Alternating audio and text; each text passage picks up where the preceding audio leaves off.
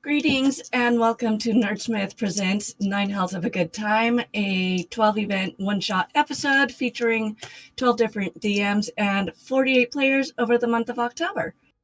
I am Torn Pixie. You can find me on Twitch at Torn Pixie and on Twitter at Torn Pixie Twitch. Players, Jacky, how about you first? I'm Jacky, Gremlin Jacky on Twitter, and Twitch, Instagram, TikTok, all of the other sites, the same username, Gremlin Jacky.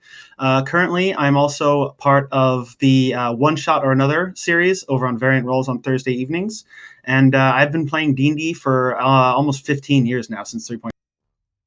Awesome. All right, and next we have Sulky Dreams. Hi, I am Tessa, also known as Sulky Dreams, where you can find me on Twitter and a variety of other places. I storytell every Friday night here on the We Are Nerdsmith channel for Dead Men Tell No Tales, a Ghosts of Saltmarsh story. And occasionally I DM on Tuesday evenings, running a game called Monster of the Week, which we've tentatively titled A Taste of Paradise when Shenanigans isn't running. And let's see here. Something interesting about me is I really like to bake. Awesome. All right. Next up, we have Gremlin Jacky. Again? Oh, am I having audio issues? Gremlin Jacky? I read that right? Oh, I think you originally said Yeah, Ducky. I was. I think she had originally said Ducky, Oh. and then it's okay. Yeah. Well, then I'll go. I assume you're talking about me. Hi, I'm Zach. You can find me on Twitter at DuskFayDruid. You can also find me on the Nerdsmith public Discord where I run one-shots. A project I'm working on is every Friday. You could find me at a Ghost of Saltmarsh game with Jay and Tessa. Something interesting about me is my favorite animal is sloth. That's pretty cool. And finally, we have Jay. Hello, I'm Jay. My Twitter handle is correctly spelled below. I am on the Ghost of Saltmarsh game on Fridays as well. I don't know what to say. It's interesting. I post art over on Twitter. I draw stuff, and I did the art for the Friday game. So, yeah. It's very good. You guys should check it out. Yep. His art is fantastic. Okay. Thank you. So right now we are celebrating the release of Wizards of the Coast module Baldur's Gate Descent into Avernus. Tonight's episode is sponsored by World Anvil, the most robust campaign management software on the market. They're constantly coming out with new exciting features and ways to support creativity in world building. Light up the forge with World Anvil. We are also sponsored by Die Hard Dice, purveyors of the finest polyhedrals in the multiverse. They come out with new sets all the time, each one as incredible as the last. You can win a set of their brand new Brimstone set. Enter the code #improvise now. Be sure to check them out at dieharddice.com and roll with the best. Also, special thanks to Will Crossway composing the intro song for us and Angela for making our wonderful intro video. You can find them on Twitter at Crossway Music and Darling_Jetsam, respectively. Tonight is the fourth standalone episode on the epic one-shot series, 9 Hells of a Good Time, a 12-part exploration of the newest D&D supplement, Baldur's Gate Descent into Avernus. We hope that you'll join us for the ride on all 12 adventures. You can catch past episodes on Twitch VOD or on the Nerdsmith YouTube after they have aired. So, and now here we are. This is 9 Hells of a Good Time. Where have all the bad imps gone? Are you folks ready? Yes. Yep. Let's do this. Yeah. I get to pull out the big book. Give me a moment. I just got this thing, so I was glad to be able to use it right off the bat. So you find yourselves just outside of Baldur's Gate on the east end of town. In front of a big top tent, there appears to be a circus in town that you folks are attending together. The circus is known as Cirque du Spectacle. It is a traveling circus known for its fortune tellers, acrobats, and mirror maze. Along with the two massive tents, you see a vardo, a wagon often used as a home for those whose lives are lived on the road. The tents are red with red and black striped tops and a single entrance from what you can see. The vardo is brightly painted, a cheerful azure with floral motif, gilding along the top and glass pane windows. Smoke blazes out of its chimney and you can hear humming from inside. You also hear delighted cheers from inside the tent that to your right, and more surprised, occasionally frustrated noises from the left. A couple stalls sit outside, serving various circus foods, popcorn, peanuts, cotton candy, deep-fried goods, accompanied by various ales, lagers, lemonades, and juices. Outside the Vardo hangs a sign, Madame Goodwin, Tarot, Palmistry, Astrology, and Numerology. Come find out what is in store for your future. That's all the information you folks have. What would you like to do?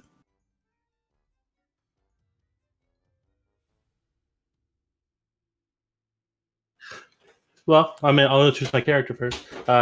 You see a gray-skinned tiefling with nice long hair, kind of scrawny-looking, wearing robes, and standing next to a zombie with like sunglasses on and like a polo shirt and shorts, who has their arms crossed and just kind of standing next to this diminutive tiefling. Okay.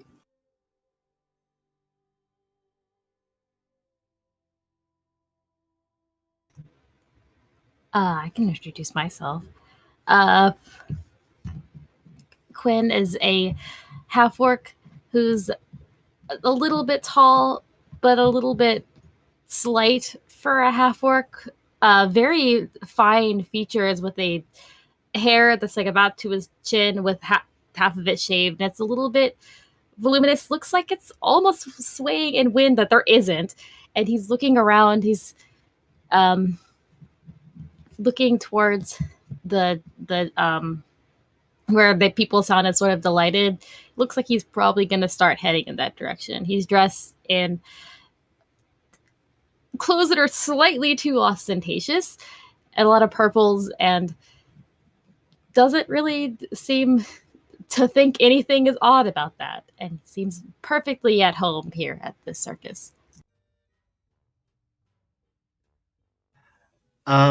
Eli is 8 feet and change, a Goliath, dressed in the most over-the-top colors and clothing possible.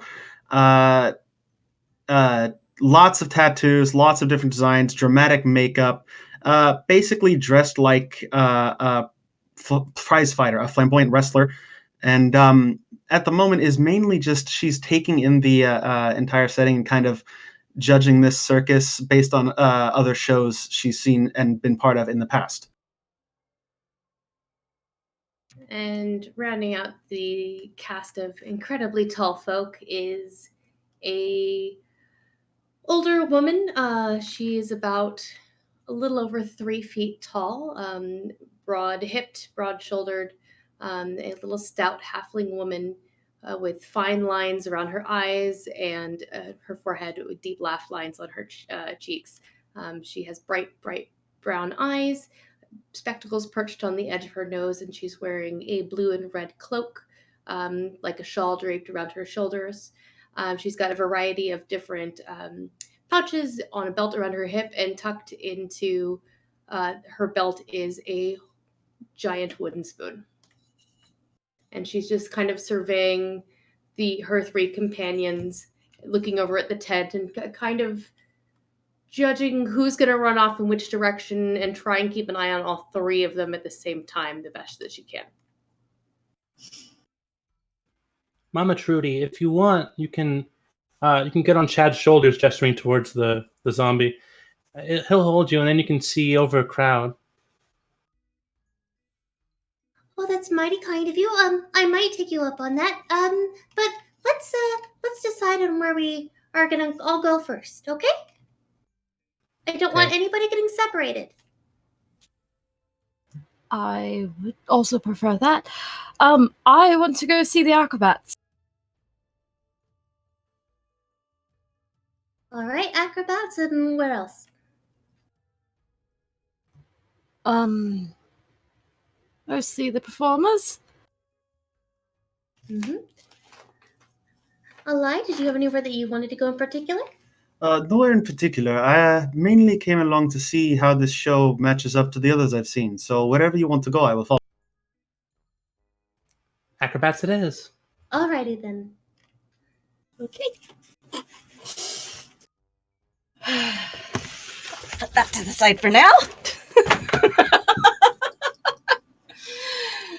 Oh, don't worry. I'm going back to that Bardo in a bit because that intrigues me greatly. Okay, so you folks are gonna head into the big top then, right? So you go forward, and there's a little bit of an entrance. And when you get through the first main curtain, you see that there's actually a split in the path. You can tell one side looks like it was meant to have an entrance there, but there isn't. There's only an entrance to your right.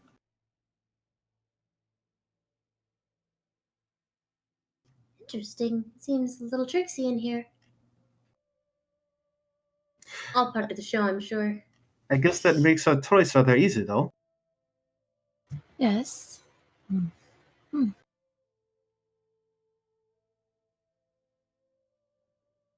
Okay, so you folks are going to go ahead and head in then.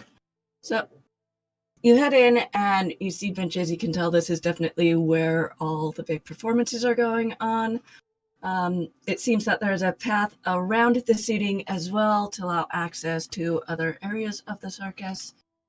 So from there, if you'd like to find seats, you can find seats. There's lots of seats available. And it seems to be a pretty big thing. You can see a couple trapezes set up, maybe a trampoline, and then about 12 rows of seats.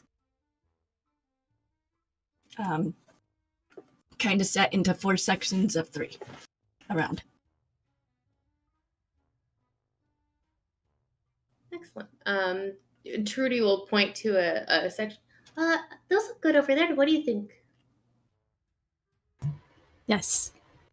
And then once they get situated, we'll reach into her little bag on her hip and pull out cookies and kind of pass them around to Ducky and Alai and Quinn. She even hands one over for Chad, the zombie, even if he doesn't eat it, just to say, I made him some too, don't worry. Cookies for everybody. Appreciate it. Thank you. Thank you. Can't have a show without snacks. Okay. So, it looks like the show hasn't quite started. People are starting to file in a bit. There's an air of excitement, so maybe a show had just ended and they're setting up for the next one. Seems like they may have a pretty fast turnaround though, as there are people already filing in. And after a few minutes, you have a individual come out. They're kind of tall and lanky, and you can tell right off the bat just from the way they're dressed that they are the big ring announcer. And they announce the next act coming out, which is to be a bunch of acrobats who are going to tell a story through interpretive dance and acrobatic skills similar to, say, Cirque du Soleil, if you have been to events such as those. And they put on a pretty good show. They tell a story of betrayal and of intrigue, and in the end, well, maybe things don't always end well, but there is a solution, and the story closes.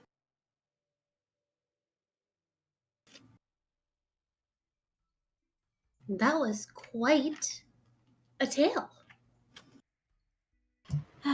Yes. It was very impressive. I haven't seen many shows that are that apt at telling the story without as much. It was a good story. Was. Quinn's sort of playing with a leaf that like looks like it's alive, but it's just a leaf, and it's like, all right. Well, I didn't find what I was looking for. So, what else would you like to do? Well, Fortune teller? that does seem intriguing to me as well. At the very least, it should be entertaining. Indeed. Yes. All right, you lead the way. Ducky runs out. Trudy is surprisingly quick and keeps up fairly easily with Ducky. Just following behind with the advantage of height to see over the crowd. And I'm following, just able to see Eli over the crowd. Okay. So you folks exit with the rest of the folks that have also exited as well. You have at this point the Vardo is to your right now versus having been on your left earlier. The sign is still out. It doesn't seem like there's a lot of business there though. No queue, that's great.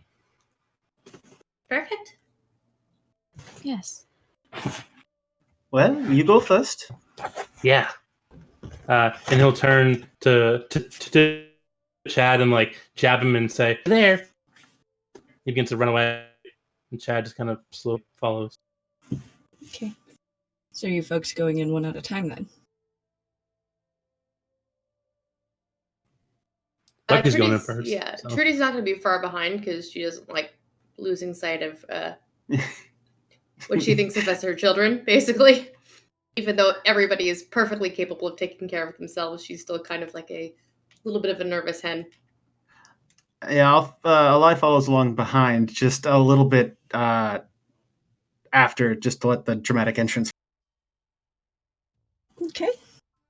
So, inside the Vardo sits a woman of about average stature. She is human. And she's got kind of, did I have this? Yeah. Her hair's a dark auburn tied back in a frazzled loose braid. Her eyes are large and very, very expressive, and twinkle with the joy of secrets, almost like she knows things. It is warm and cozy, and you smell sage, rosemary, and lavender mixed with a hint of cinnamon in there. Various small stones adorn her windowsills. A bunch is covered in bright pillows. Running down the left side, in a cabinet filled with various bottles, candles, and books sits to the back right. In the center, rather than a table as one would have expected, you find a large tapestry with pillows laid out on the floor. A thick dark blue curtain separates what must be her living space from the area you are in, and a cabinet on the left side holds several tarot decks, a few crystal balls, some charts and loose papers, and various, I can't read my own writing. Various incense and loose herbs. It's the kind of things you would expect to find in a place where fortunes are told, maybe spells are cast. Madam Goodwin, as you assume she must be, beckons to you. Make yourself comfortable. I will be back momentarily before dipping behind a curtain. Okay. Is that cinnamon? Ooh, that smells good. And he'll sit. Just settle down beside Ducky and one of the cushions. Just a little too big for this.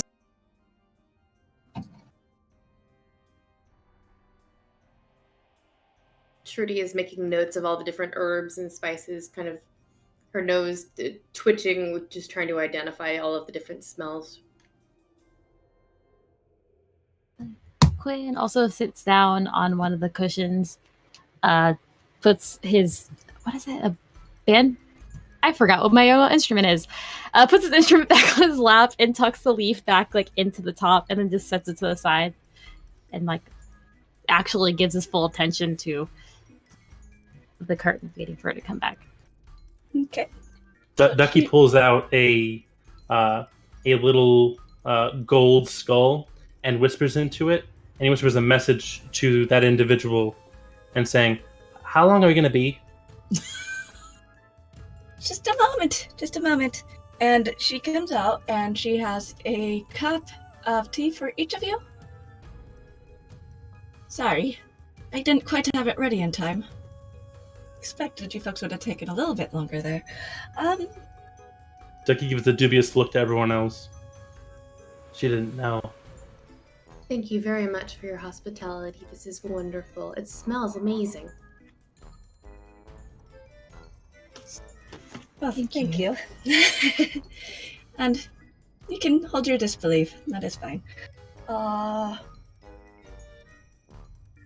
And she walks over to a cabinet and grabs one of the larger crystal balls. It's kind of green and swirled. It's not something that's clear right off the bat. And she sets it down in the center. She says, "This has been waiting for you for a while. It rarely calls for messages or anything for anyone, really. The way this one works, though, is you folks do need to touch it. It is one that requires everyone to focus."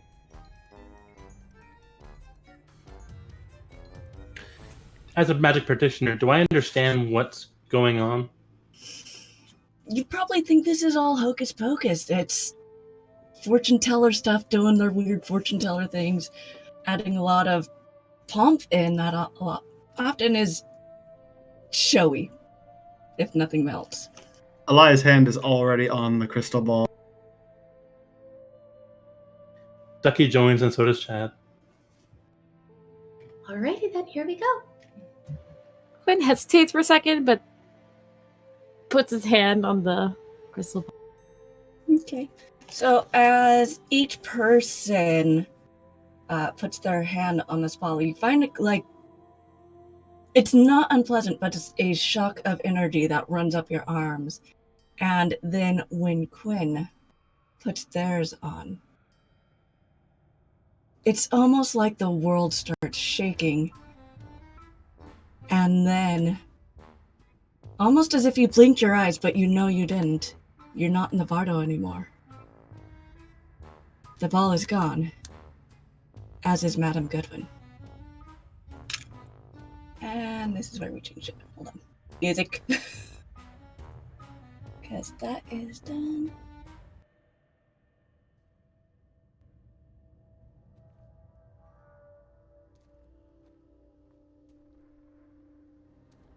Okay.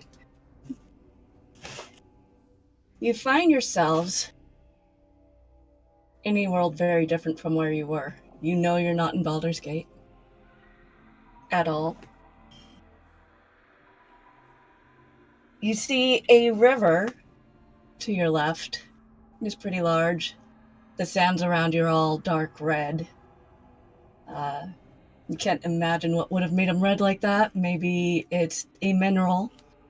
The sky is black, filled with clouds, with meteors flaming across it, occasionally impacting the ground.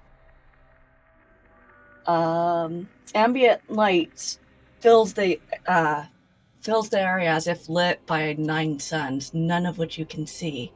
But it's as if they're sitting around the horizon where you see mountains to each side.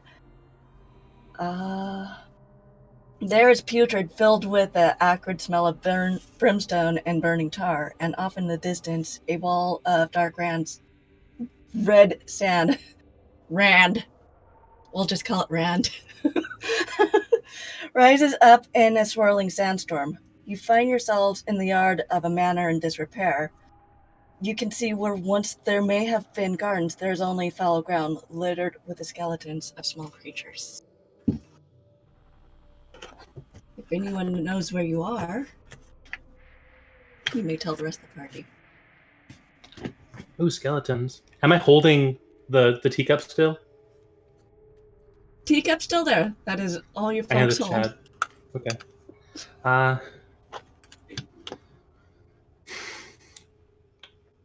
don't know where I am. Not nearly as hot as the plane of fire.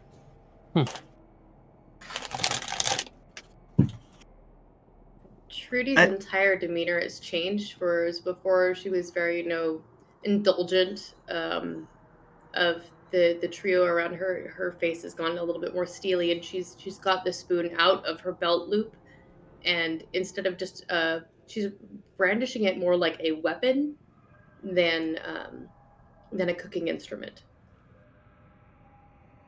I expected a lot of things from that. This is not one of them. I agree. Do I think it's an illusion? You might. Go ahead and give us a roll. Knowledge Arcana.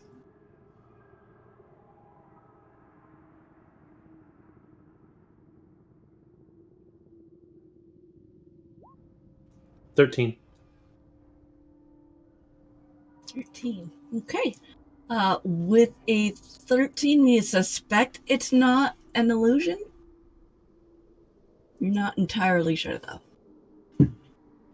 I put that skull on top of my head and whisper a few words in Infernal, and a dark smoke begins to pour over my body, and then just kind of illuminates me from behind, like in darkness, and I cast Mage Armor on myself. Okay. Sounds good. Well, Oh, go ahead.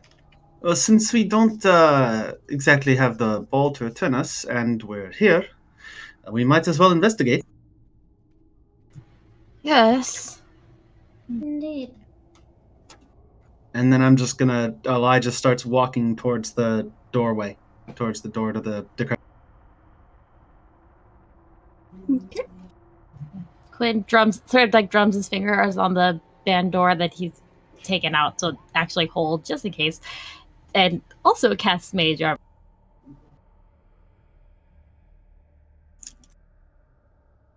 Could Trudy use Divine Sense, please?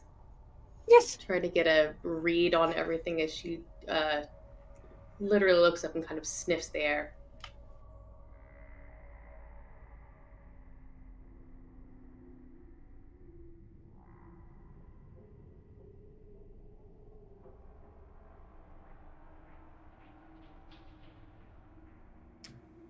Something is strange here.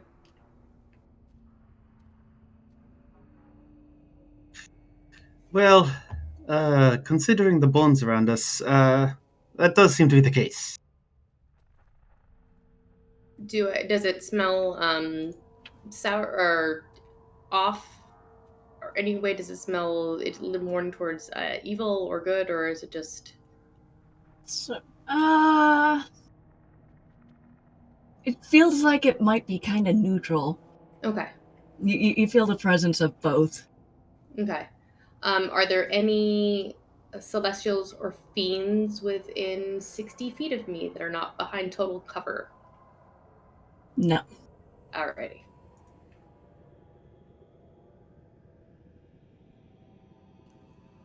So when we reach the building, how bad does it look? How does it look like anybody's been in here any time? It's kind of hard to tell. You see that there's a lot of webbing and dust, but you can also see what could be tracks as well. The amount of sand makes it really hard to tell whether or not people are here regularly or not. The place is definitely in disrepair. If there had ever been paint on the building, that's long gone. The wood is all weathered. Could definitely use some replacing there. Who builds a manor out of wood in a place with sand? Well, here we go. And she just kind of pulls the door open. Okay. As you open, you hear a person come down. Well, not come down, but call down. Hello? Hello, who is there? Oh, we aren't alone. Hi. My name is Ali. We just kind of appeared here, and we're not exactly sure we're here. You're not sure where we're here is. But can't you feel it? Can't you smell it? I've smelled a lot of things. This is not particularly. You are in Avernus. If you just appeared here, I would think you appeared from another plane. And not from one of the 9 hells.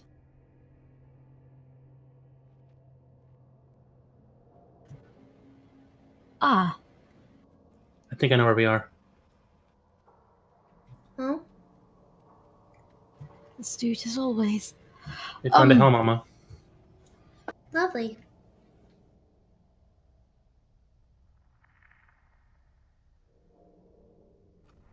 Well, that. No, I still have a lot of questions. Well, why don't you folks come on inside then? I'll answer what I can. Maybe you can help with an issue that's been going on around here too. That sounds fair enough. Answers for assistance. And then Ali walks.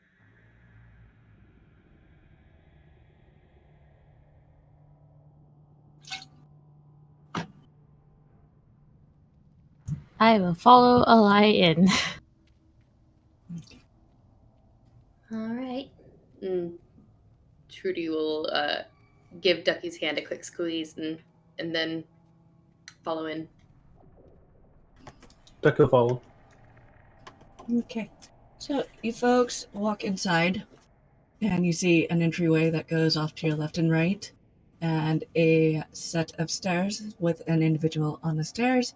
You can tell they are a tiefling, dressed kind of ambiguously. You can't tell whether they are male or female. Longer hair, not red skin, more like if you can think of someone who's been running constantly and their skin's red like that, it's that kind of red. Their horns curve more back than out to the sides at all, and they motion. I have a have you folks eaten? I could get you some snacks. You could sit at a table. I had a cookie, yeah. Actually, I had 2. That's very kind of you. I'm good. Quinn, Ali, are you hungry? No, I'm alright. I'm fine for the moment. I will say, if you did not bring water with you, water is very hard to find here. The river outside, do not drink from it. If you do, it's better to just kind of let it take its effect, but know that if you do this consecutively for a month or longer, you lose yourself. That's Thank you the for the biggest thing. Food and water should not be a bother. I have us covered there, but thank you. No. But off this way, I think it might be easier to sit. Maybe more of a living room than if we will not be having refreshments of any sort. And they will lead you off to the right side into a room that is pretty spartanly furnished. While there is a couch there, it does not look like it is the most comfortable of couches. But it's serviceable. It seems like this individual sticks to utilitarian use only. As I said, I am Ali. I did not catch your name. Where did I put that? I'll be honest, that did get lost. Amongst all the messages. My name is Kylan.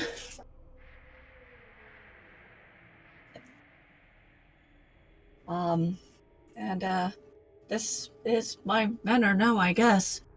My master has been gone for a long time, and things here have gotten really, really strange. But let's talk about you fine folks first. Things have gotten strange. Oh, I'm Trudy. It's nice to meet you. I'm Ducky. I'm Quinn. What sort of problems are you having? What has gotten strange? It goes beyond it. Just here at the manor, it seems those who have had imps in service to them, suddenly their imps are all gone. It's slightly problematic. If you folks don't know about Avernus, it is a place that is in constant upheaval. There has been a long-standing war, and the imps have been pretty instrumental for both sides, really, far as garnering information. So it's really a problem for everyone when they're gone. Perhaps this is an opportunity to broker peace then on both sides. If there are issues being had, perhaps a mediator could step in and garner peace. I would greatly like that myself. I am not a person that holds that kind of power here. You would want to talk to Zariel or any of the 9 archdevils or the, well, really, really, really scary people that I avoid even, okay? Well, perhaps I will have to pay this Zariel a visit and see what I can do. You poor thing, you must be so lonely down here. Would you like a cookie? You know what? I haven't had home cooking in a while. I will gladly accept a cookie. No one has cooked for you? Oh, I cooked for myself. Okay. Meeting paused. I'll be right back. Here's the cookie. Where is your kitchen? Never mind, I will fight it. You talk. Here, let's move into the kitchen. I'll cook. You talk. Okay. So the kitchen would have been the other direction, so we'll just head that direction. If you folks have any other questions. This might be a long shot, but we arrived here after visiting a fortune teller in Baldur's Gate. We touched a crystal ball and was sent here. You wouldn't happen to know why? That one I don't know. That's an odd one. Honestly, most people arrive either through, well, the traditional one, which is death. It's most common. Some people intentionally come here, and I can't imagine why. Others make deals with devils and with demons, and well, that's a great way to end up anywhere, really, isn't it? I suppose. No. I'm Well? not saying I would advise it, but it commonly happens when you make those kind of arguments. I don't think that we're dead. And this isn't where I would go if I was willingly traveling. And I don't think I can make another deal. So something wanted us here. For some reason. This is an odd place to drop us though. Here specifically. Rather than just, I don't know, anywhere else. Oh. You could have been dropped in the river. People are often dropped there. That would have been bad. Judging by the sound of it, I would agree. If I had to guess, I would say then that we might have been brought here to help. Yes. Well, help would definitely be appreciated. Of course. And how is it that you ended up here? Oh, my entire life's been here. There are those that live here. I've heard stories that it used to be beautiful. But it's been many, many generations for my family since that was the case. But, I guess home is home, isn't it not?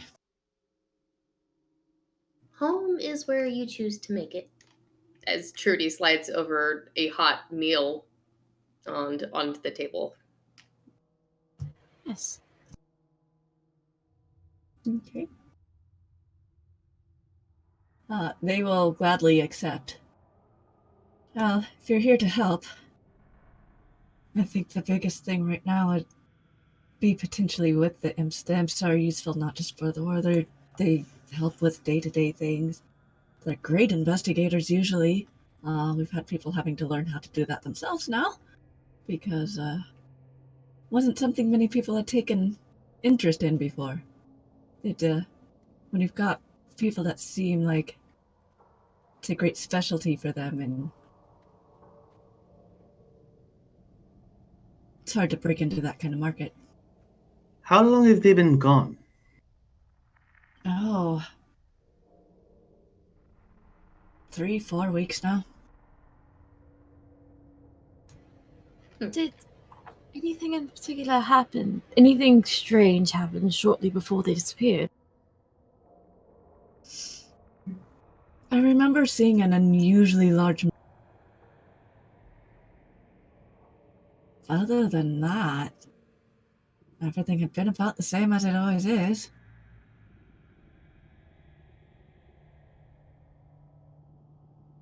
Sorry, you cut out for me. An unusually large what? Meteor. Meteor. Oh,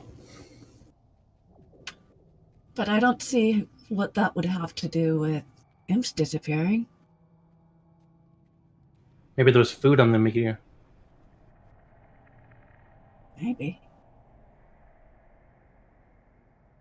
Where's that?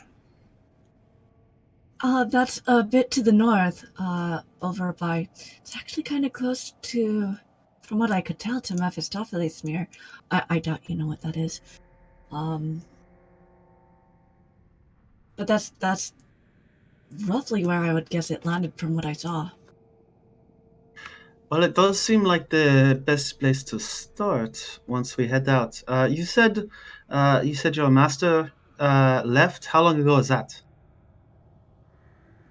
That was about 2 weeks ago. Where did your master go? They went to check out to see if that had anything to do with the disappearance. It shouldn't have taken them as long as they've been gone, though. And what is their name?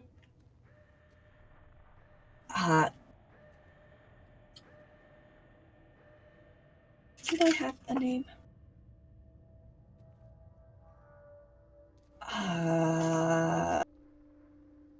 Simon.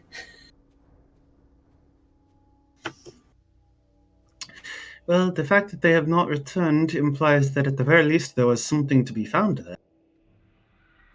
Agreed, I think there's no destination. Yes. Is there anything that you can tell us about Simon, so perhaps we could identify him, or if he's being held in some sort of situation, we'll try to rescue him? I want to make sure that we do what we can for your master. So Simon is a tiefling. He's much older. I was a little bit worried about them taking off, but I'm not one to tell them what to do.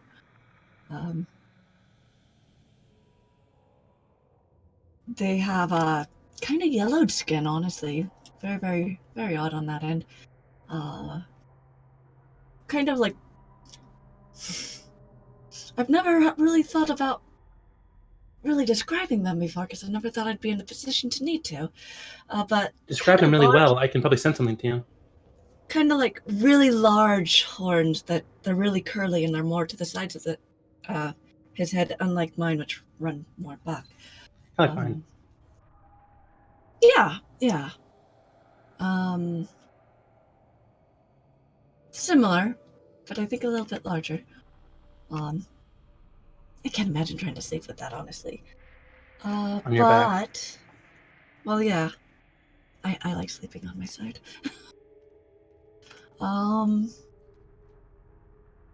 I think that's kind of biggest. I mean, older gentleman, yellow skin, large horns. You don't see very many like him here, or at least I haven't. Well, that gives us a place to look and someone to look for. And as well, we should just try and see if there's any signs of what happened to the... Yes. With the description, that's enough of a description to say that I'm familiar with them? Not quite. You would know them if you saw them, but you don't know about their personality or anything like that. Okay. So to use the sending spell. Okay. That's fine. Where did that go? Is there anything else you can think of that might come in useful, especially towards the destination we are?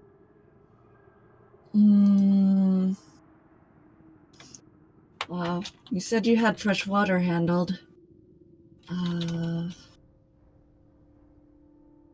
Nothing that I can think of off the top of my head.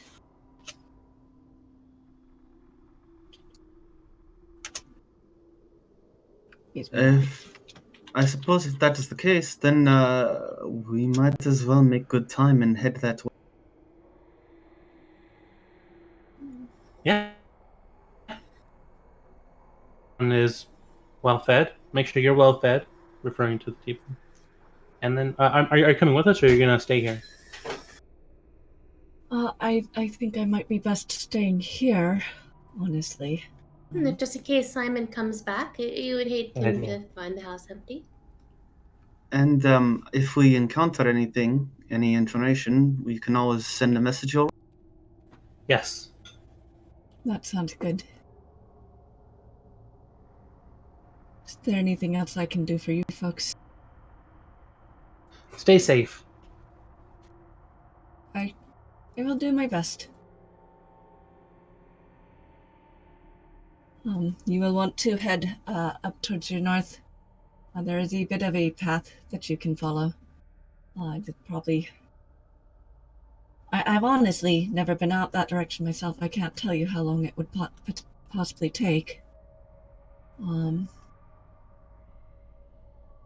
I might actually be able to supply a wagon. You might, in case it's further than I think. That could be useful, yes. Okay.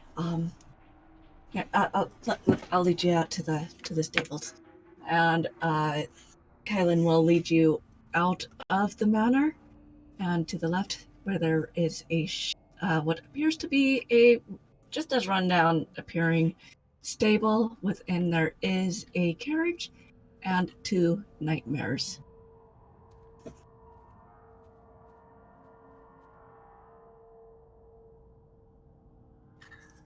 All right. I suppose that we'd best head on our way. Thank you very much for the information, and hopefully we'll be able to return with some good news, or at least send some good news. That would be appreciated, yes. Do you trust these horses? Well, yes, they're horses. At least as we know them here. They're not really horses, though. It's the closest we have here. Gotcha. They've been tamed. Boy, that was a day. Look forward to hearing about it when we get back. And then, yeah, I guess load up the cart and follow along the path that was... Okay. You folks travel it seems that maybe the land here isn't necessarily at least the amount of time it takes to travel maybe varies a bit, because where they thought it might take a few days or so, it takes you a few hours before you arrive at the edge of an area that's it's a bit different. I can actually find the info I'm looking for here. I know I just had it up.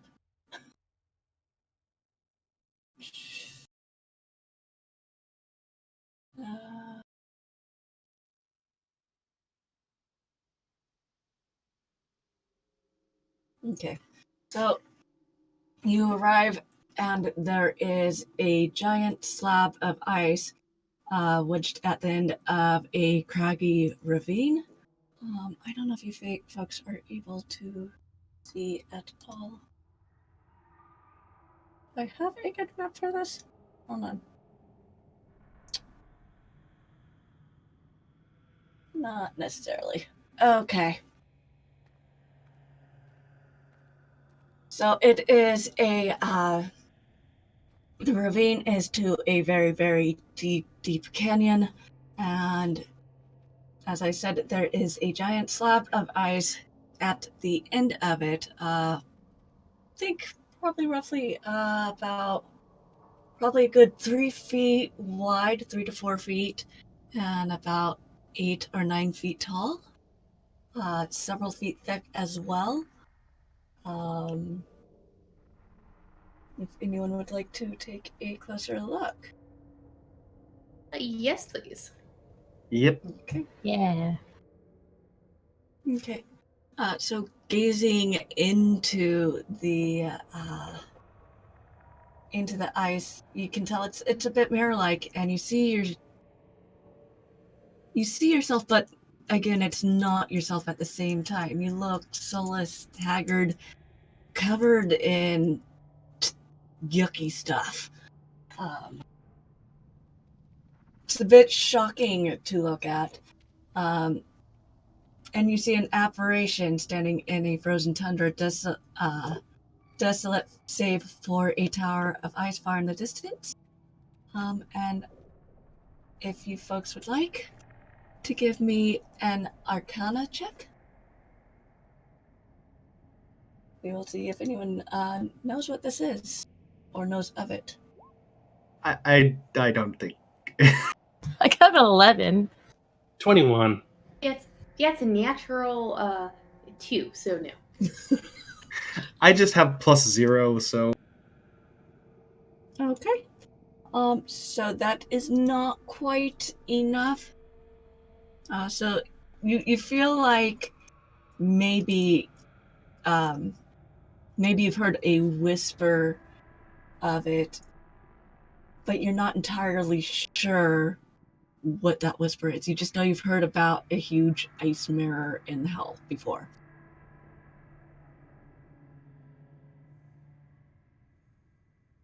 You do, after a while, see a cambion in the mirror, if you folks know what a cambion is. Let me look up a thing for a description. Which is, kind of think of your kind of classic devil look with the big wings and the infernal horns and the tail. They're only visible in the icy world behind the mirror. Seems to swoop in from the direction of the tower. Their skin is cadaver blue and their face is frozen in ice cream. They hold a kettle of steaming water in one hand, and before speaking, he pours the boiling water over his face to thaw it out. Hello, yes.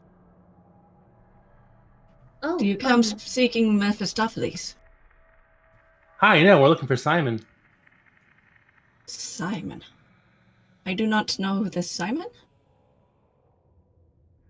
he traveled this way several weeks ago after a meteor struck, I believe. A meteor. I can't say that's something uncommon here. It was a large meteor, and he was yellow with large horns. That's distinctive. Elderly gentleman. Elderly. Yes. Okay, now that's the odd one. I believe I remember them. They continued on a ways, but they seemed to think that I would have had any idea about the meteor. And the imp problem as well, which we don't seem to have over here. Thank you. Oh, imps are all well and good with you then. Within our little ice realm we're stuck in, yes. You've noticed, as you folks are sitting there talking, that when they stop talking, their eyes freezes up over their face, back in that agonized-looking scream, and they are having to pour boiling water over their face every time to speak.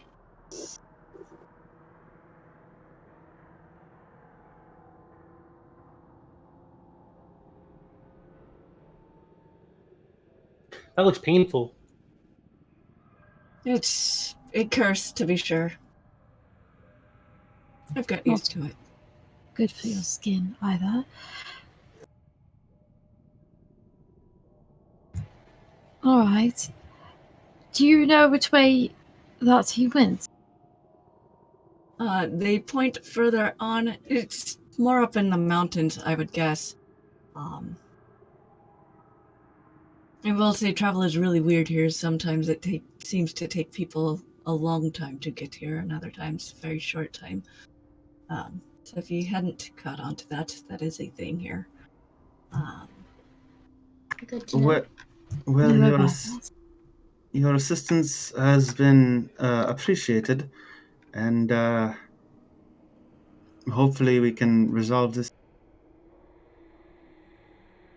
It would be useful over on that side, I'm sure. Has anyone... well, that's probably a silly question. I'm sure many people have tried to free you from the predicament that you are in. Any ideas on that? I just gotta serve my time with Mephistopheles. And when they're able to finally break out and take care of that Zariel problem over there, I'm sure they will happily, but for now, we're stuck here. Well, I have made a note that I do need to speak with her on several issues. Perhaps I can add this to the him. list. Oh, thank you. I was uninformed. It is a thing. Trudy pulls out a little notebook demons, and devils, makes a note. They don't seem to follow some of the rules that other planes do, far as, oh hey, if you are this general gender, you have these general kind of names. It's just not a thing. It's honestly silly. It's good to know. Do I think it would be a bad idea to dispel magic on this thing? Probably not.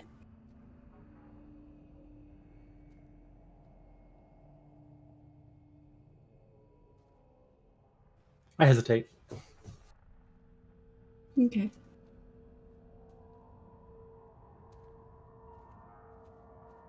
And what is your name, friend? I'll be sure to add it to my list of people that need assistance here.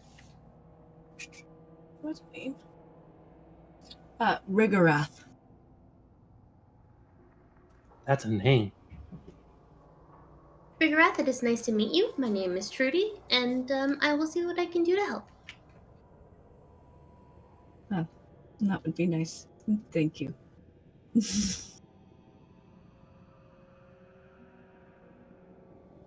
And Well, about to hit the old dusty hill.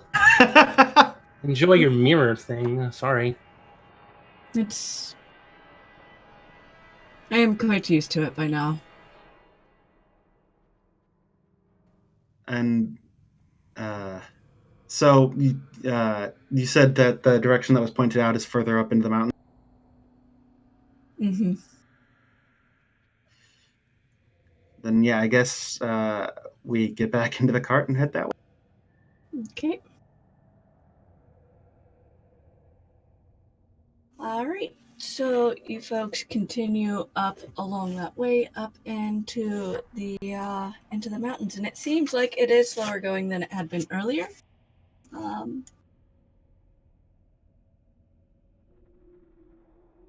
Yeah.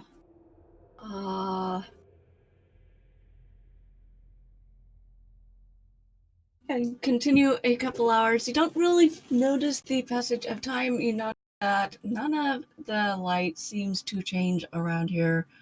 You know hours have passed. You have no idea what time of day it is.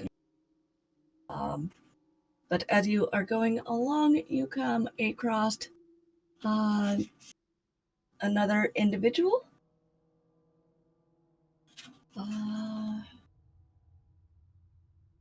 Who seems to also be heading in the same general direction. I had this one. Let's see if I can find it in one of my other spots. Oh, I closed that too.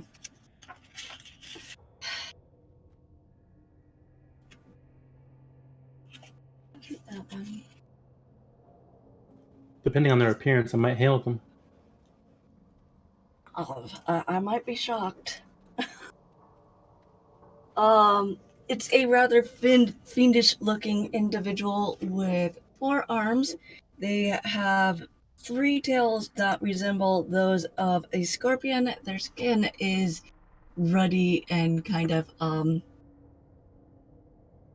they appear to have some boils here and there. They also have kind of longish ears, a set pair of infernal horns that kind of come forward before going back, and large tusks coming out of their bottom jaw.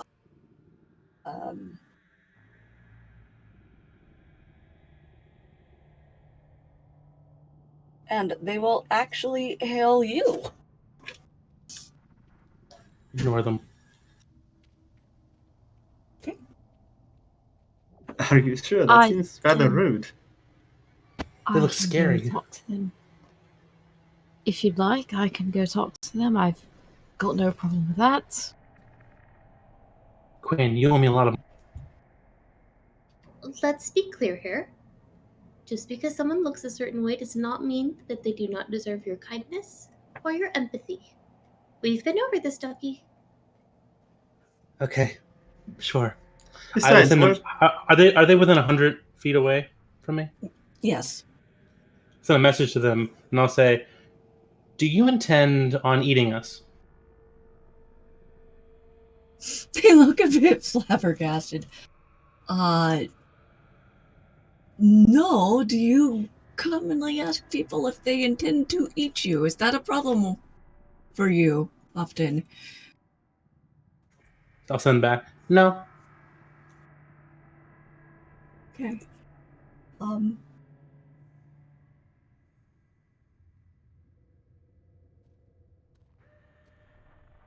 They seem nice. then yes. Hail, friend. I'm not sure about friend after being accused of possibly wanting to devour one, but, hello. To be fair, I was asked the same question when we first met, so... So it is a common question then. Okay. Yes. I'm sorry. We are working on manners. I am a lie. I'm Quinn. He might have been put off by the tusks. He was put off by mine as well. Yeah. I am Ducky. Hello, Jacky and Quinn. And a lie. And I'm Trudy. It's nice to meet you. hello, Trudy. Are these your children? You seem kind of motherly. In a sense. In a sense. Okay. I see that you're traveling. Most people do not travel this way. Well, we Wait. are in search of an individual by the name of Simon. He's a yellow-skinned older gentleman, tiefling, with large horns, and he had gone to investigate a very large meteor, and has been not seen in some time. So we thought we would go assist with that, and potentially find out where the imps have gone to as well. And I'm so sorry, I didn't catch your name. How rude of me. My name is Karak. And, wow. Are you folks from around here? You don't appear to be from around here. Oh no, I am not. No. I try not to assume. Simon definitely came this way. If they made it anywhere near that meteor, I doubt they will be seen again. That was not a meteor, that was some sort of dragon. I've never seen one such as that before, though. Oh, great. If the imps are disappearing, I would guess it likes to collect intelligence, or information, or knowledge, or something. I see. A horde of some sort, if you were. Unconventional, but yes. That's not good. Alright. That's something we didn't know before. It's nice to know that now rather than like a meteor and then finding that instead. So, bright side. Yeah, It would have been an entertaining surprise, though. Huh. Yes. This place is dangerous enough for people who live here. An even bigger thing that comes from another place and seems to be collecting things. And then outsiders that seem to be chasing it. I figured I should warn you. It is appreciated. Oh, would you like a cookie? Is it brimstone? No, but I did make them fresh this morning. It is cinnamon and spice. Is that at all like brimstone? There's a hint of a kick to it. I'll give it a try. And they'll nibble on it, and they're like, there's a bit of a kick, but try brimstone sometime. I think you'll quite like it. I will have to add that one to the recipe book.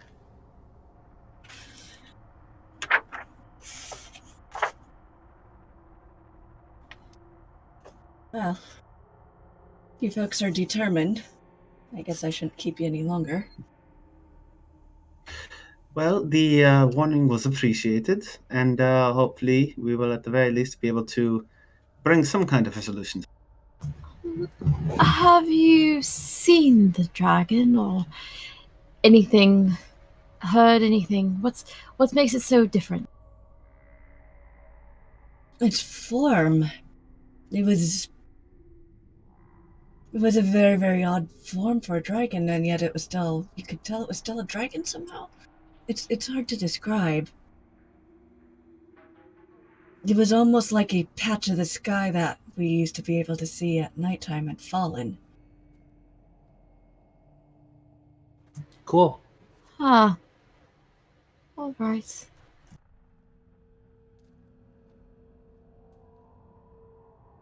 Well, time to hit the old dusty trail then. It was nice. Karak, I'm so sorry for asking the awkward question. I'm sorry. I assumed, and assumptions are bad. I'm learning. I will say there's probably one area where that's not a terrible assumption. Thank you. But, I try not to assume it unless it's a thing that I know that would. I guess knowledge of an area changes perspective. Like the dragon. Yes. I would suggest to stop asking people, because people normally don't want to eat other people. I've met many things that wanted to eat me. Just saying. I've encountered people that want to bite other people, but eat not.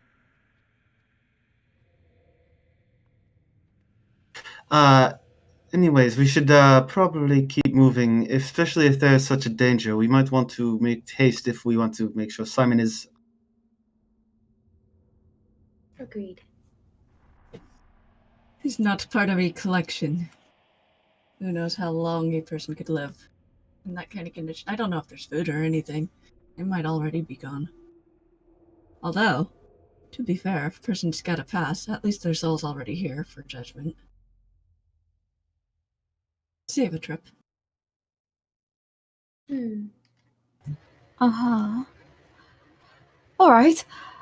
Well, let's hope that time is working in our favor and find him alive.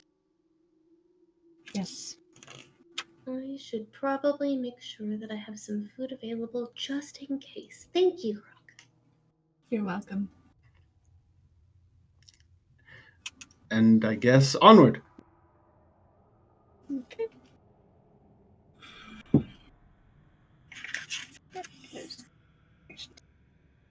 So you folks will continue on a bit. I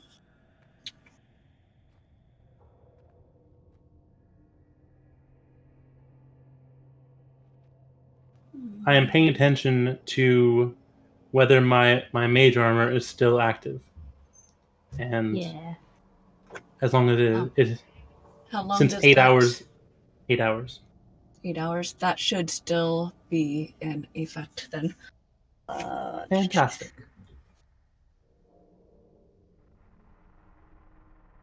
Okay.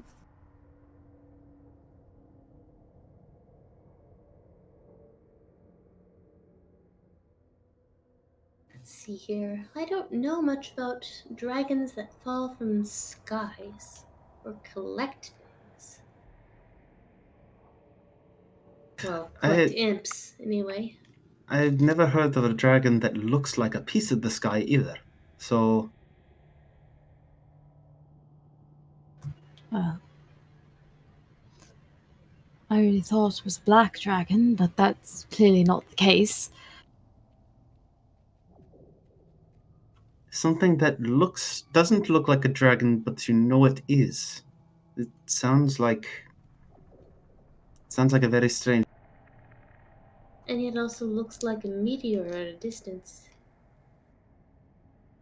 Collecting A intellect is a large. little concerning. Well, then I'm safe, because I'm full of that. Okay. As you folks get closer, you start hearing voices whispering. And you start seeing maybe a couple creatures that don't necessarily.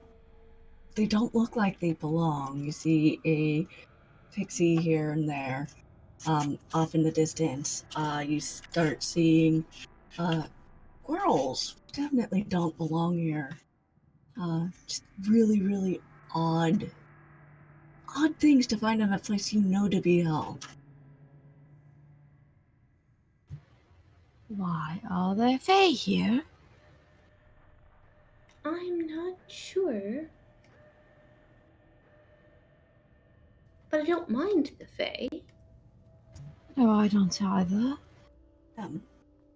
As you continue on, you also notice, despite the light that has been around, it starts to feel like it's getting a little bit darker.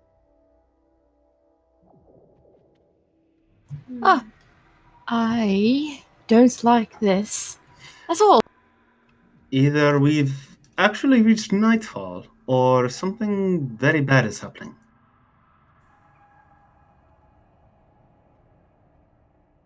This is very strange. Do we want to make camp or should we push on?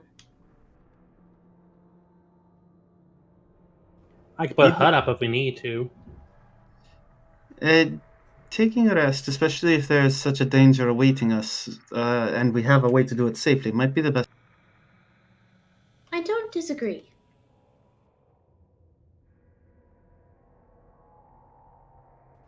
Okay. Ducky, once we're stopped, will open up his book on the ground and then prepare to ritual cast Tiny Hut. Okay.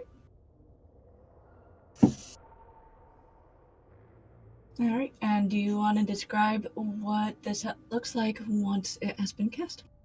So he puts this golden skull on the ground, and then begins to whisper in Infernal. And as he does, every minute a line of runes appears around him,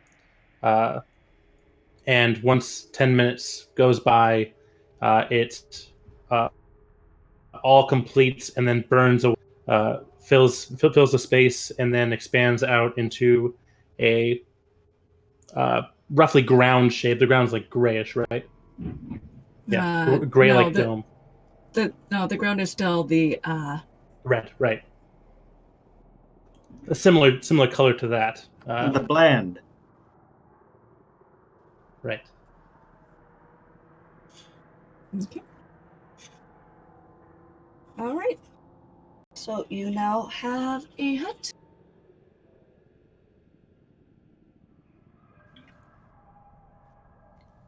Yeah. Trudy immediately starts busying herself with making warm food, anything that'd be comforting for her pseudo children. Quinn is watching what's going on around them and trying to get a sense of, like, does it seem like there's somehow some connection to the Feywild just nearby? That's why they're seeing these things. Okay, go ahead and give me a nature check.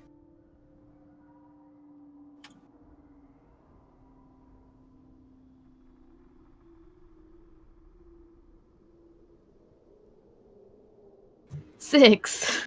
Oh no. Well, you have no clue. While you still have a suspicion that it is very, very odd for these to be here,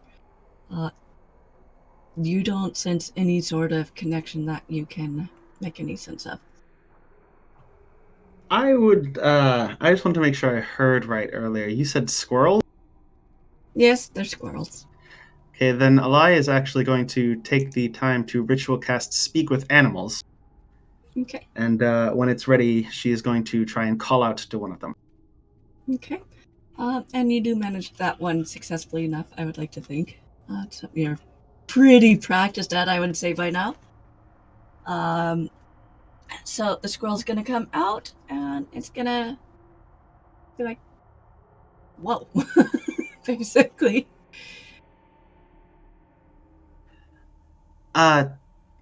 Sorry, I do not mean to, I know this might be surprising, but, What's not surprising what brings anymore? you... Everything is surprising. What brought you here? When did you arrive? How did you get... You know, there's an answer to that somewhere. There's definitely an answer to that somewhere. I do not know the answer to that. I don't know where the answer to that is. There's an answer there. It is somewhere. We do not know exactly how you arrived either, so that is fair. We heard... Have you seen... This might be weird, but the dragon. We've heard there is a... What is a dragon? You know, I should have expected that one. A very large creature that looks like a piece of the... A piece of the sky on the ground? No? I wouldn't be shocked if I saw it here. But I haven't seen it.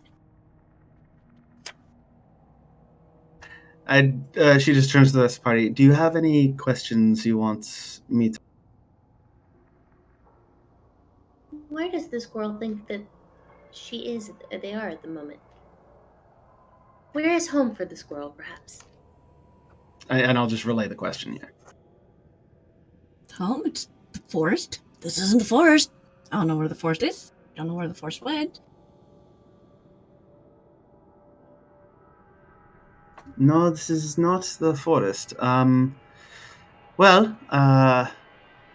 If you want to come with us, at the very least, we can try and return you to the forest when we figure out what it... I like that idea. Yeah, I can do that. You seem like you come from a place where there's forests. You know what a forest is.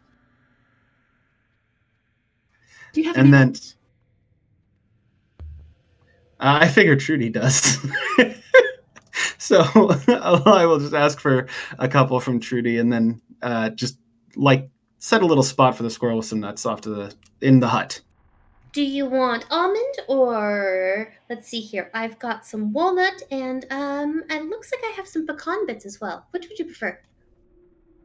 Or I can just do a mix of all three. What is pecan? I know walnut. I like walnut. What is pecan? Let's kind of put like a little assortment of the different nuts that she has. Okay. The squirrel will go off to the corner with them and seems pretty content. And I figure, yeah, after that, there's not much else but to eat. I could try asking one of the other creatures that are running about. Okay. Gonna first cast tongues and on myself.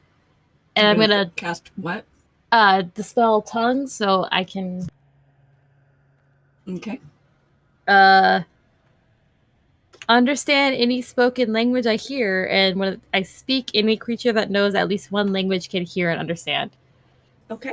So, gonna cast that on myself and try to wave over one of the fey creatures. Okay. And you seem to catch the attention of... No, not that. That's not it.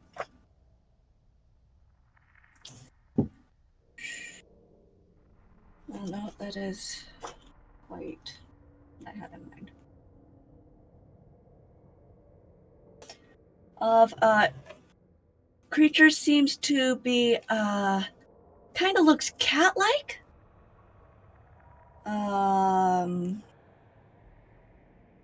Yeah. Dark skin. I mean, you can think kind of tabaxi-like, but it's definitely not a tabaxi. They're pretty much just a big black cat dressed in, well, the clothing looks really, really old. It's got pants and kind of arm wraps on, but, other than that, they seem maybe like they're out of time a bit clothing-wise. Quinn waves at him. Hello. Do you mind if I ask you a few questions? I'm not sure if you're busy or anything. I don't think any of the things that have been pulled here are necessarily busy. Oh, you were pulled here. How? And where did you come from?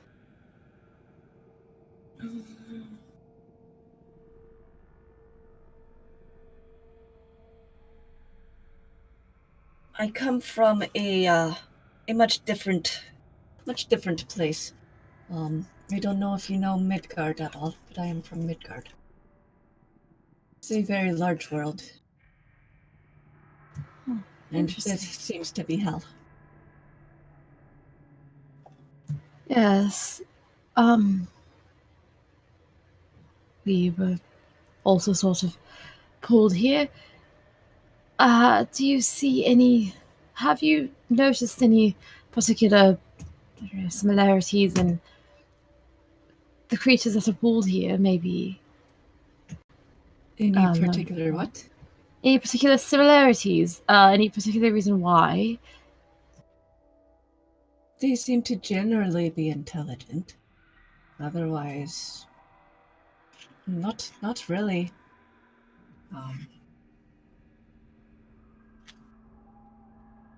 Yeah.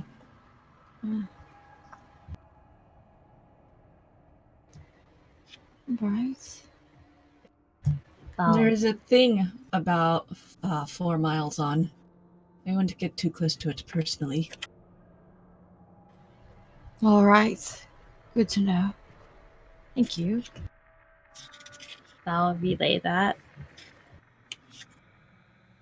Well, if I had to guess, that would be the dragon we are seeking. Yes.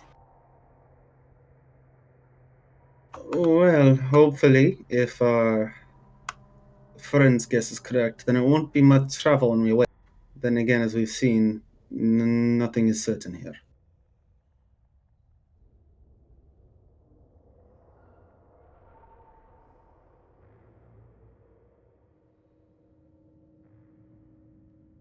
Is there anything we want to take care of before we rest?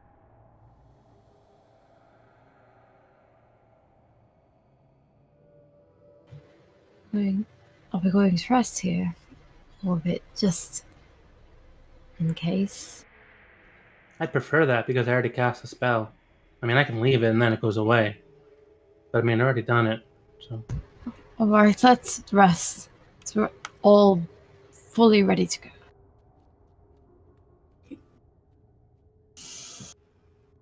Okay, so you folks rest up then. Should be full everything at this point then, right? Mm-hmm. Okay. So how would you like to start out after your rest?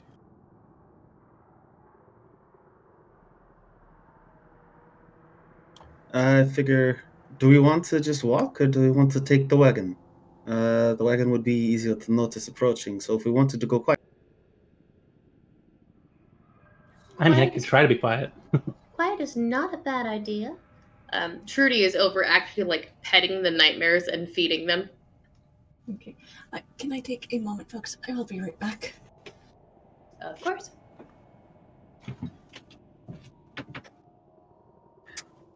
I have to admit, as soon as I heard Midgard, I'm like, did I just befriend Ratatosk? Yes, you did. Ducky is playing rock, paper, scissors with Chad, his zombie friend. Who's winning? Ducky seems to change from paper to scissors, even though Chad always has rock. Like, he never really opens his hands. It's just fun. He seems really pleased with it. He gets so excited when he wins. He's like, yeah. You're really good at this. Trudy is just like obsessively feeding everything because it's what she does. It's so cute. It's so cute. This idea, there's no food there. There's no food there. Oh God. Sit down, I'm feeding you.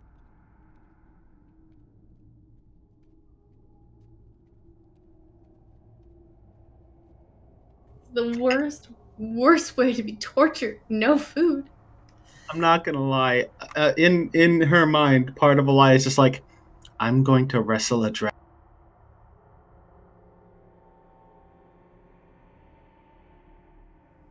The self-preservation instinct. Is the strange thing of being a Oath of Redemption paladin is the whole like violence. Absolutely the last resort possible. Time We're to, gonna do everything else first. time to go through my spells to see which would actually be effective against a dragon. Not many. Most of my stuff is probably gonna not work. We'll see. I cast punch. The most effective spell there is. Punch. The first thing Ducky does after he wins a few rounds of rock, paper, scissors with Chad is he does cast mage armor on himself once they see him. I will also cast Mage Armor on myself. Using my pact slot and not an actual spell slot. Okay. Trudy actually gets on her plate mail and actually gets loaded up. Oddly enough, still doesn't have any of the weapons except for the giant spoon. Okay. Beast Sense was for... Oh, that was a misclick. Okay. Okay. So I take you folks are ready to head out then? Yes, and I think we are walking instead of taking the cart. What? Since he said 4 miles, maybe take the cart 1 or 2 and then leave it, just in case we need to come back to it quick. Sounds like a good plan. That would help. Although if they're if it's like anything like any dragon I've heard about, chances are the second we entered its territory, it already knew we were here. But we'll just be prepared and hope for the best. Well, it can't sneak up on us though, and I'm gonna like tap my sword, which is a rapier of warning. Yeah. Nothing will sneak up on us. Okay. So yeah, I think we roll about 2 miles, and then I'm gonna leave the squirrel with some more nuts and the cart, just because I don't want to bring the squirrel into dragon. Okay. As you folks enter into the within 2 mile range of where you were told this creature is, you start noticing that not only is light and everything different here. So is gravity. None of you are walking on the ground. Cool. Well, this is new.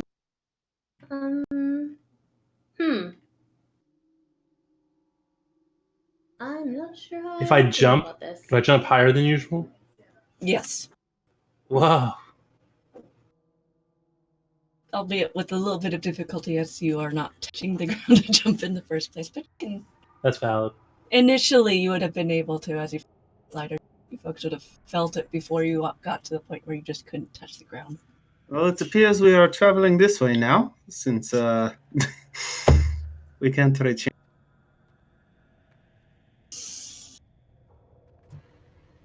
Hmm. Do I still have to walk forward, or am I being pulled? It's hard to say which is going on at this point. If I Just stop kind of moving, do I like you would continue to feel it. move? Hmm?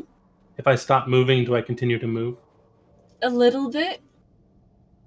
just float slowly. Mm-hmm. Cool.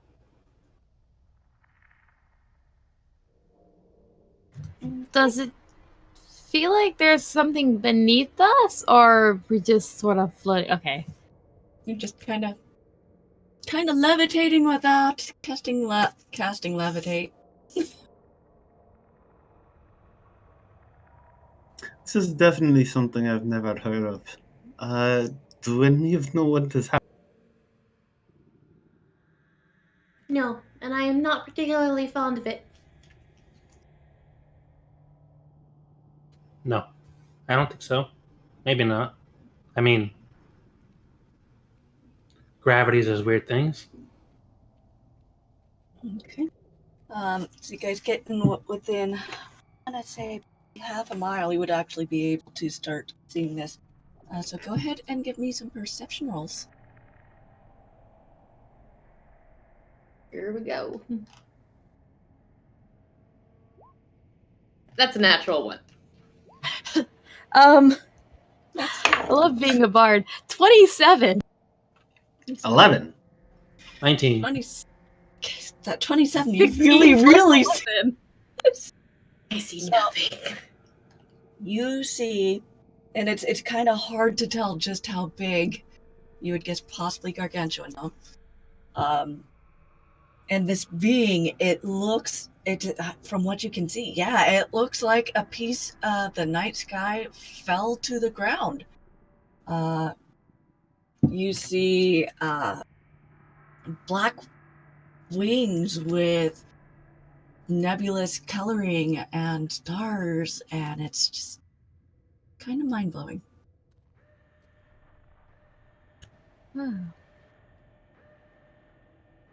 What's It it is doing? very pretty. What is it doing right now? You can't tell if it sees you, but you kind of feel the weight of a gate.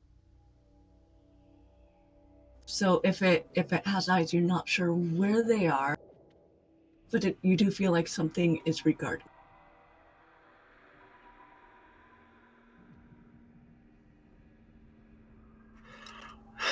Well, it's aware of us, it seems. Yes. What's aware of us?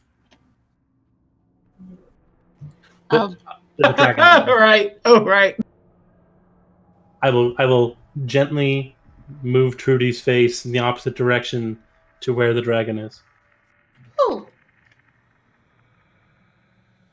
Yeah, that one. Ducky waves. If I can find an image for you folks I've described. I guess at this point we might as well keep advancing. At the very least, maybe we can ask questions. Yes. if it likes Yep. collecting things, maybe it'll be friendly enough not to immediately try to eat us. Bless you, Mama, by the way. Thank you. There. Okay. See if I can get this. Hello. Of course, things want to take forever. It's okay. That frustrates me to no end.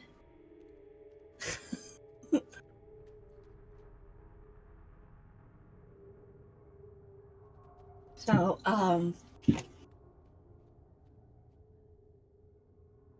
just make sure I got all the other information for you folks out there. Yeah.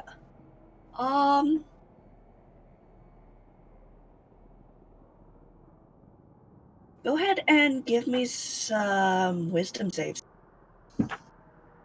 Dear. If you're within 10 feet of me, you have +3 to all of your saves. That is very appreciated. 20. You also cannot be frightened. Oh, what was it? A +4? Is that you said? +3. +3 to all your saves. 23. 23. 26. Okay. I got a 13. And I'm checking my abilities because I don't think I have anything for this.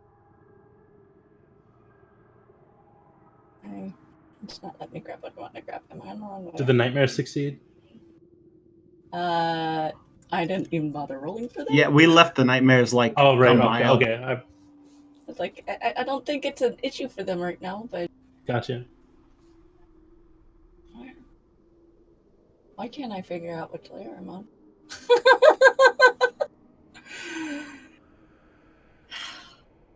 No, that's not the thing. There we go. It won't let me.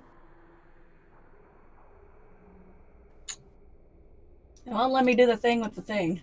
I appreciate that buff to the saves, especially because my wisdom save is +1. Oh, You guys same. are also, if you're within 10 feet of me, you are also immune to being frightened. Okay. Why can't I change the size of this dang thing? Maybe I need to put it on another layer.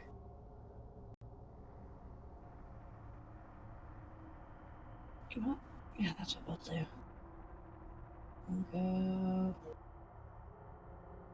Bitch.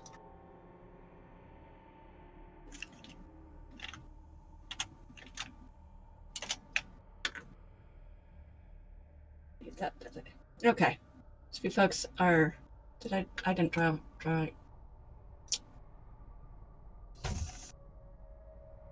Apparently, I need to remember that which map I left you folks on. Might help a bit if I'm trying to show you folks. If I'm putting it on the One wrong that's one. all black. It's all black. Wait, you folks weren't ever able to see any of it? No. Okay. Oh no! Oh no. It has been excellent theater of the mind the entire time. Your descriptions have been on point. You're A-okay. I am glad of that, because that is a revelation. Oh wow. Yeah. Oh! So that's the map you folks would have seen forever ago if I had remembered that you folks couldn't see it. It's lovely. That's beautiful. And I am not revealing. I need to this and make this a bit bigger.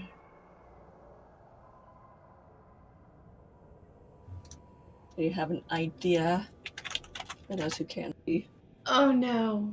I'm very afraid now. Where did it go? It got very tiny. It did. I went the wrong direction there, I think. I did. I put it at pixels, not units, so it went from 70 to 10. Yeah.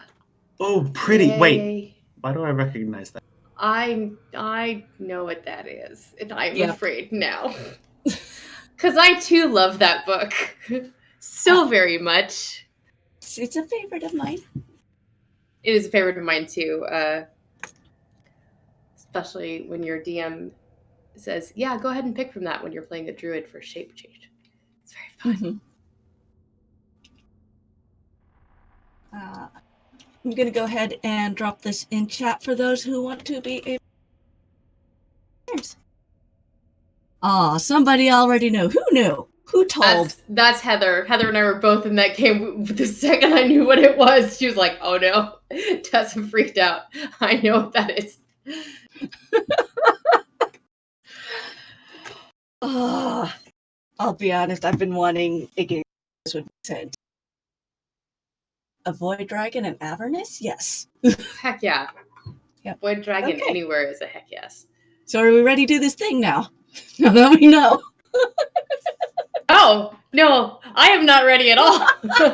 Probably not, but let's do it.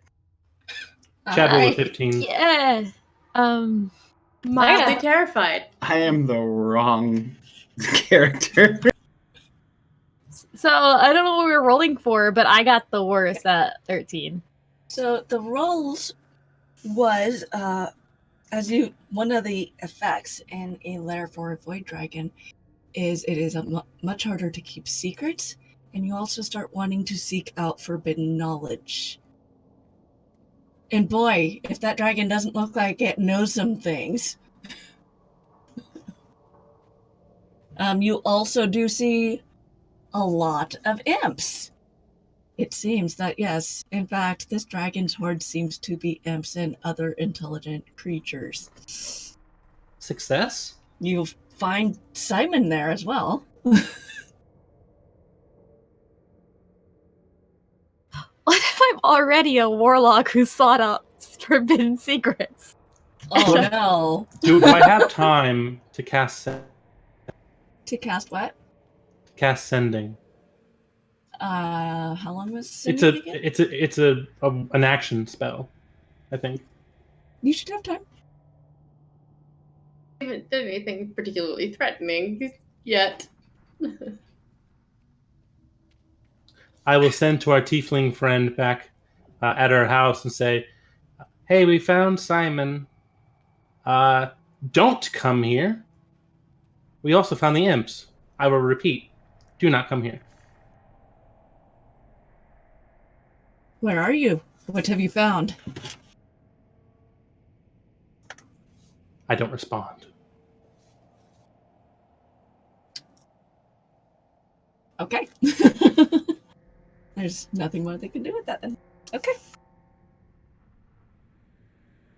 So what do we do about this? Oh. We fight it.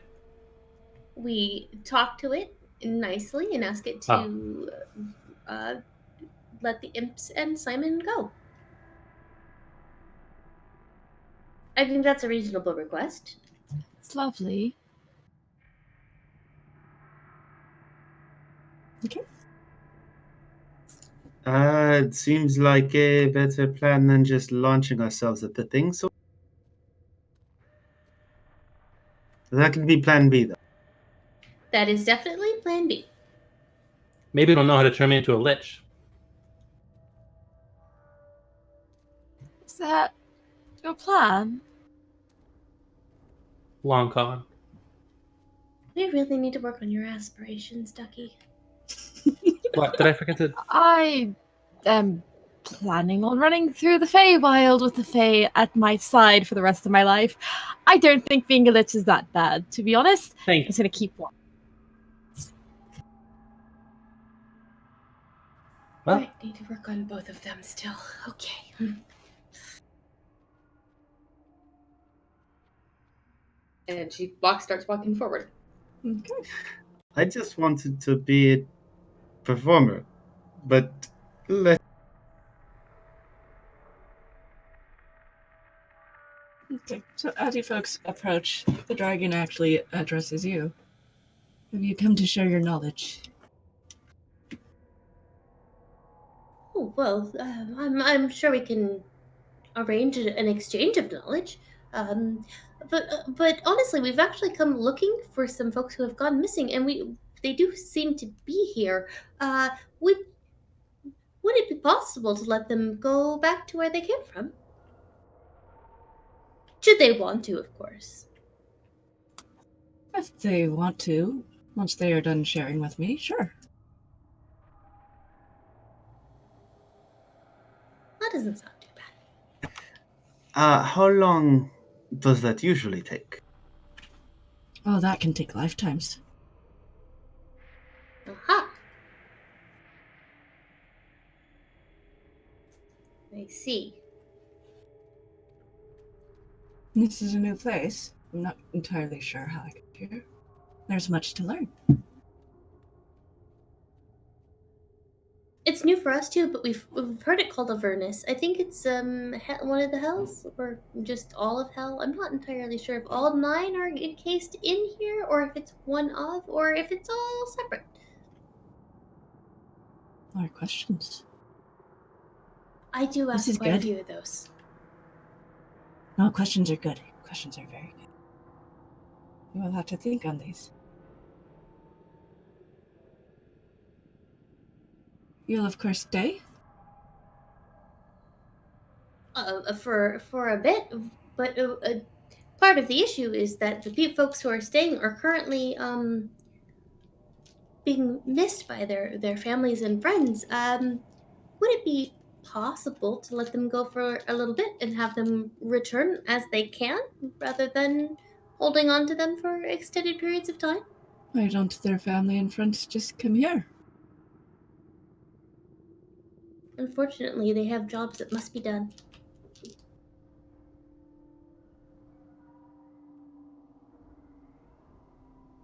That is not one of my concerns.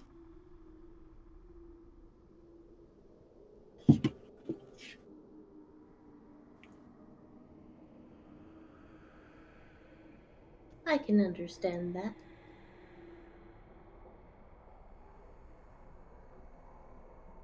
So then if you are not here to share knowledge, are you here to take those who bring knowledge to me away? Because that is how it sounds.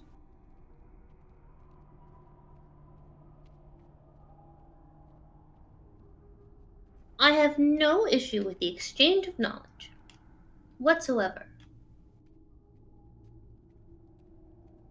We came here to ask for maybe a knowledge timeshare plan. What is a knowledge timeshare? Well, those who have jobs that must be done are free to go do them as they are done, and during their free time, come and continue exchanging knowledge with you. Yeah, and now that I know your face, I can send you messages magically. So anything I learn, I could just send it to you. Like I could just, work out your bidding from far away. It's like a correspondence course. Right. And what of books? Are you able to bring books? Of No, course. absolutely, we could bring books.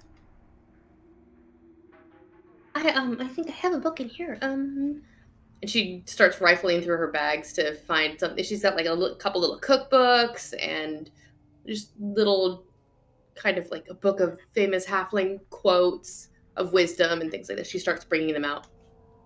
These other mortal beings, they mentioned no books here, and they mentioned no means of sharing information. And honestly, feeding this many imps gets very, very difficult. It I does can kind of, imagine. and it is not easy watching things die constantly, because it reminds one of their inability to do so, at least for a long time. So perhaps But it I do is. like having people. Where I live is very, very lonely. You poor thing. May I offer you a cookie? What is a cookie? It is a tasty treat of some sweetness and substance for eating. Although I'm afraid it would be very small for you, but tasty nonetheless. I will try this cookie.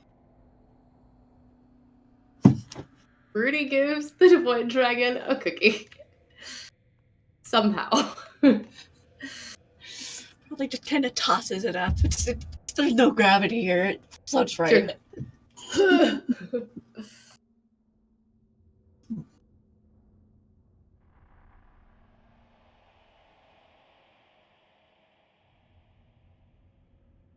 Well, I suppose I could let the imps go and the other creatures, if we can set up a way for me to continue gathering knowledge. That is Excellent.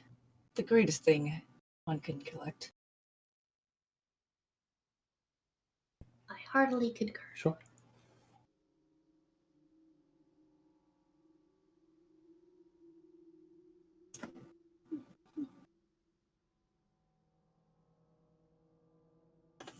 Have you folks ever seen the Void of Space? I have not. I believe the agreement was an exchange. If it is something you folks would like to learn more on, that is something I do know much on. I, for one, am fascinated with that.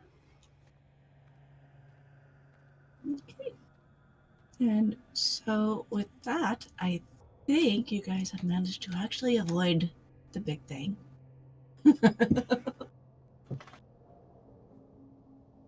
That is what Void Dragons treasure more above anything else is information and knowledge, and with an arrangement that guarantees continued knowledge coming in. So, That's amazing. Trudy's background is actually researcher, so her entire purpose is to collect knowledge in books. that's...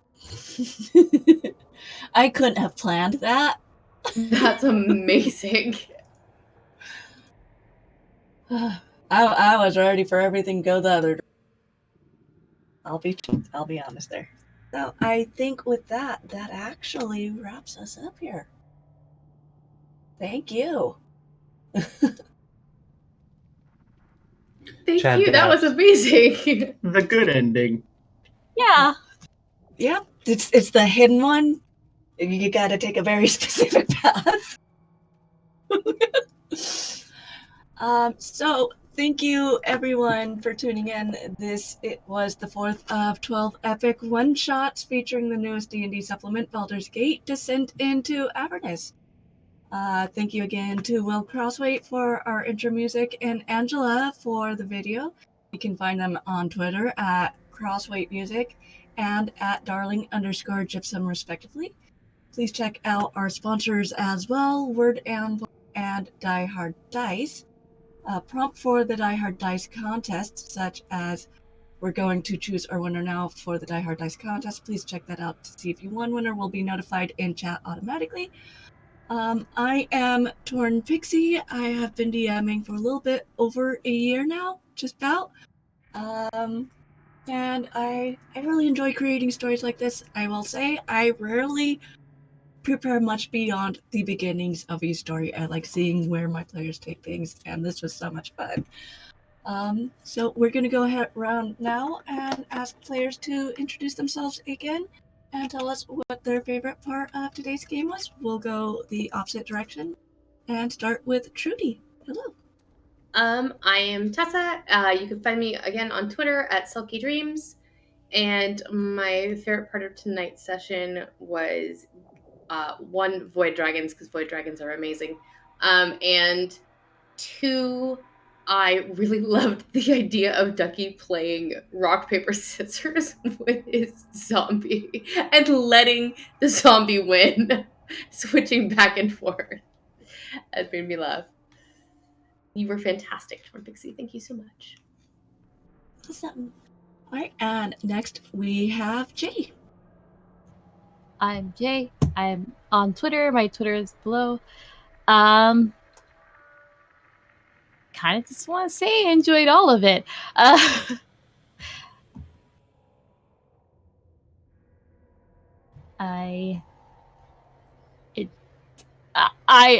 I love failing at things, so I just enjoy being the only one who is like, yeah, this is great.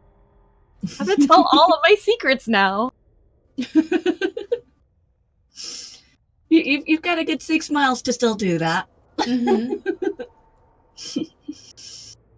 Okay. And next we have Gremlin Jacky. I'm Gremlin Jacky. Same on Twitter, Twitch, TikTok, Instagram, all of that. I have to say, probably my favorite thing was just the the outrage at not getting a home cooked meal from Trudy. Just the immediate, I'm going to cook for you. Sit. That was really, really cool. And finally, we have Duskfey Druid. Hi, I'm Zach. You can find me on Twitter at DuskFeyDruid. You can also find me on the Nerdsmith public Discord where I run one-shots, which I will be doing a lot more lately. And one thing I really liked about this session was that we were all like the children to this halfling, and that it was kind of a preconceived thing. I also liked the way that you ran that. It was a hell of a lot of fun. Thank you. That was a blast. Yeah. I don't do many one-shots.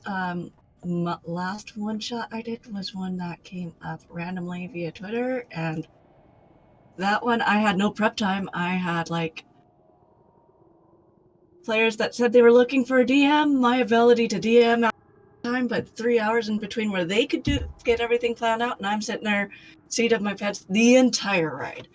And yeah, that was one of my favorite ones ever. So, thank you everyone for being here tonight.